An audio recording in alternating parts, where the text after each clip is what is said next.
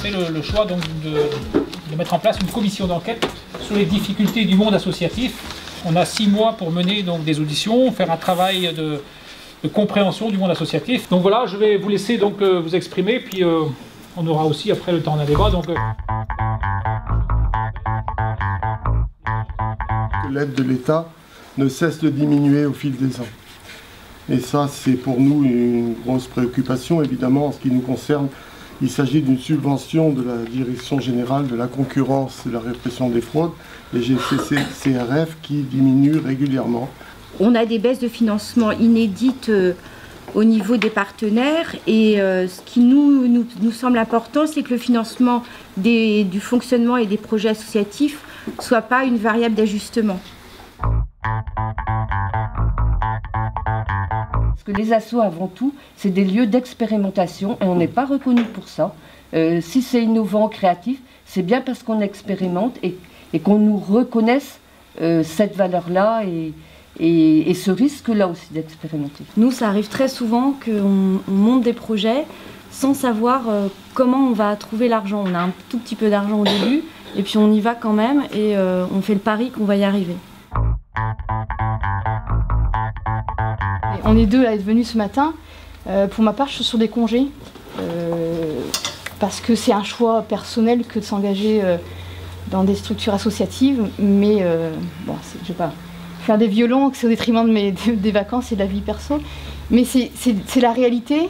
Un peu des problèmes aussi, c'est celui de devoir employer pour 24 heures semaine dès qu'on emploie quelqu'un. Or, dans le milieu de l'aide à domicile, c'est un gros handicap pour démarrer une embauche. Il y a aussi cette espèce de, parfois qui peut être perçue comme de la condescendance vis-à-vis de notre petite structure, parce qu'effectivement, des fois, on se trompe de porte. On ne tape pas la bonne porte parce qu'on n'a pas le bon contact, et il y a une espèce de condescendance à ce niveau-là. Par ces appels d'offres et ces appels à projets, seules les prestations sont financées et pas la dimension globale du projet de l'association. Le principe même des appels à projets fait que, eh bien, par le biais des cahiers des charges, etc., on est dans la reconduction de réponses qui sont déjà connues. Or, nous, justement, on plaide pour que, à partir de l'expérience que l'on a de terrain, on puisse formuler des réponses nouvelles, quoi. Les associations sportives, effectivement, rencontrent de plus en plus de difficultés à boucler un budget. Il est évident qu'une commune ne peut plus parfois faire face à toutes les demandes des différentes associations sportives. Il y a une autre collectivité qui pourrait venir en aide, c'est l'intercommunalité.